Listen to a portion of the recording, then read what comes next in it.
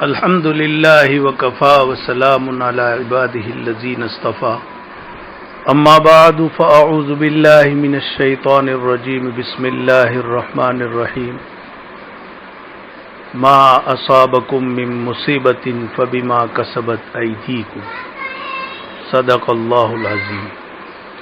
میرے عزیزوں اور بھائیوں، بزرگوں اور میری پیاری ماؤں اور بہنوں، اس وقت جس حالات سے ہم اور آپ سب متاثر ہے اور پوری دنیا سہمی ہوئی ہے، یہ حالات سارے اللہ کی طرف سے آتے ہیں، اور اللہ کی طرف سے حالات انسانوں کی گناہوں کی بنیاد پر آتے ہیں۔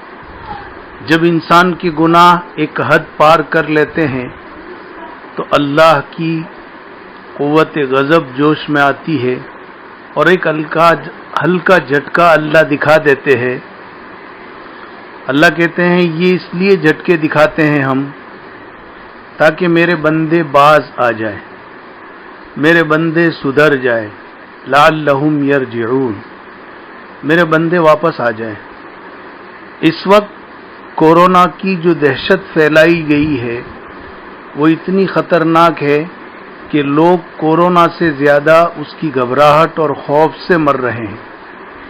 خوف کی ہمیں ضرورت نہیں، ہمارا عقیدہ اتنا مضبوط ہے کہ موت مقدر میں ہوگی تو بستر پر بھی آئے گی، موت مقدر پر ہوگی تو راستے میں بھی آئے گی، موت مقدر میں ہوگی تو حیات کے نقشوں میں بھی آئے گی، اور اگر موت مقدر میں نہیں ہوگی تو موت کے نقشوں میں بھی آدمی کو اللہ صحیح سلامت نکال دیں گے۔ موت مقدر میں نہیں ہوگی تو اللہ فتنوں کی جگہوں سے بھی صحیح سلامت نکال دیں گے۔ سینکڑوں واقعات تاریخ میں اور سیرت مبارکہ میں موجود ہے، اس لیے اس سے بہت زیادہ گھبرانے کی ضرورت نہیں۔ اس وقت سب سے زیادہ ڈرنے کی جو چیز ہے وہ کورونا نہیں ہے، اس وقت سب سے زیادہ ڈرنے کی جو چیز ہے وہ کورونا کی علامتیں نہیں ہیں، اس وقت سب سے زیادہ ڈرنے کی جو چیز ہے یہ حالات اور یہ لاک اپ نہیں ہے، اس وقت سب سے زیادہ ڈرنے کی چیز ہے وہ ہمیں اپنے گناہوں سے ڈرنے کی چیز ہے، اللہ کی نافرمانی سے ڈرنے کی چیز ہے، اللہ کو منانے کی ضرورت ہے۔ میرے اللہ کو منا لو، اللہ ابھی بھی چاہتا ہے۔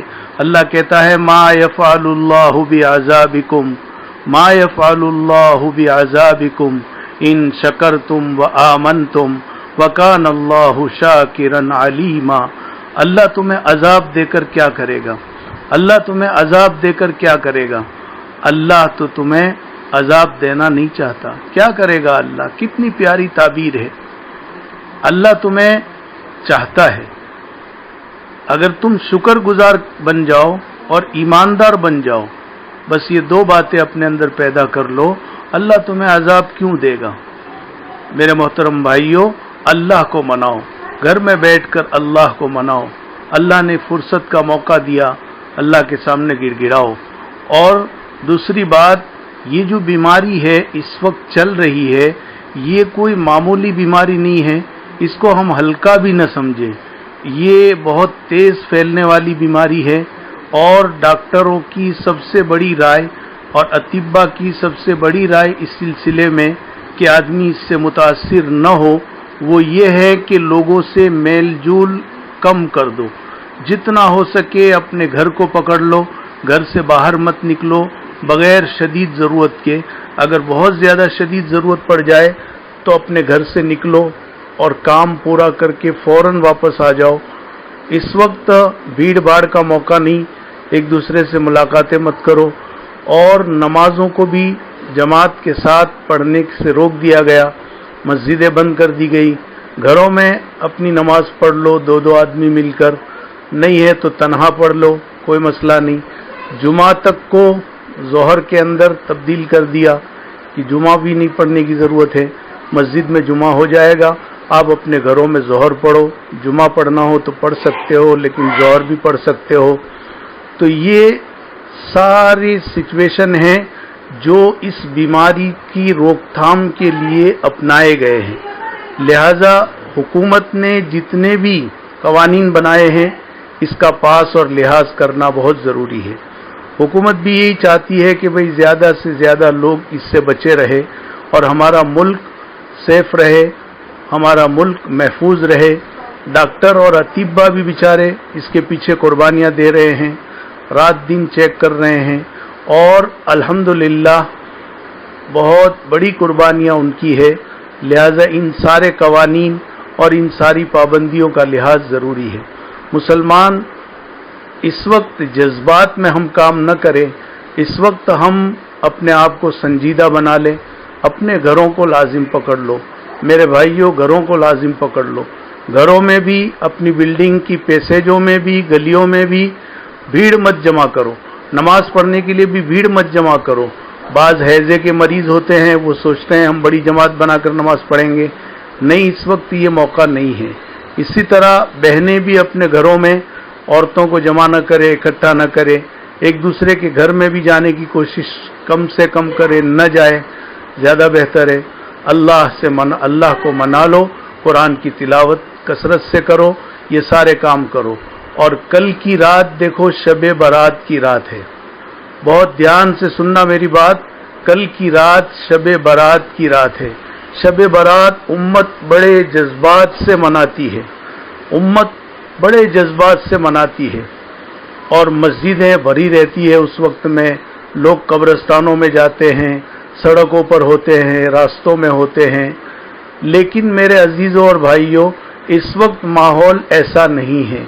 इस वक्त हमारे बड़ों की तरफ से एक बात बहुत शिद्दत से कही जाती है कि हमें बड़ी रात को भी इस तरह नहीं मनाना है जैसे पहले मनाते थे, क्योंकि हालात अभी ऐसे नहीं हैं।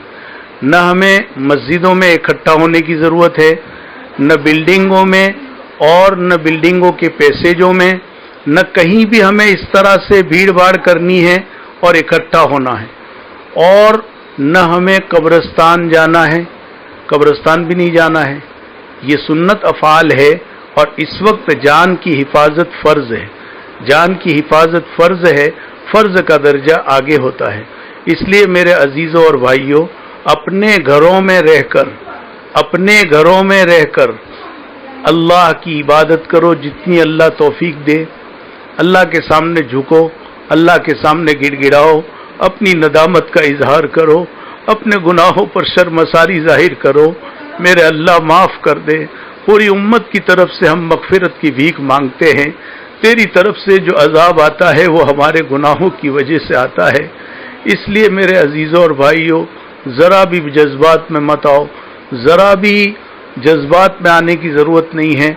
अपने घरों में रहकर अल्लाह की इबादत करो, कुरान की तिलावत करो, नमाज पढ़ो। मेरे आका ने लंबी नमाज पढ़ी है इस रात में। मेरे आका ने इस रात की बड़ी फजीलत बयान की है। मेरे आका ने इस रात में लंबा सजदा किया है। अम्मा आयशा फरमाती है, इतना लंबा सजदा था, मैं समझ गई कि शायद आपका इंतकाल तो नहीं हो गया। मैंने अंगूठा हिलाया, आप बेदार हुए, खड़े हुए। मैंने अल्लाह का शुक्र अदा किया। तो इस रात में मेरे भाइयों, अपने घरों में रहकर चुपके से तन्हाई में अल्लाह को मनाने की कोशिश करो। और इसकी सुबह में, कल की रात जैसे गुजर जाएगी, परसों 15 शाबान का रोज़ा है।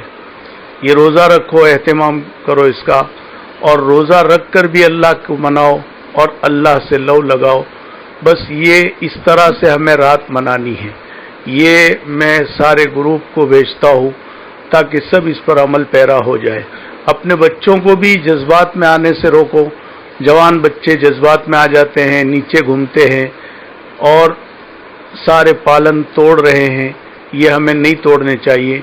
हुकूमत के कवानीन पर अमल शरअन ज़रूरी है और डॉक्टर्स और अतिब्बा ने जो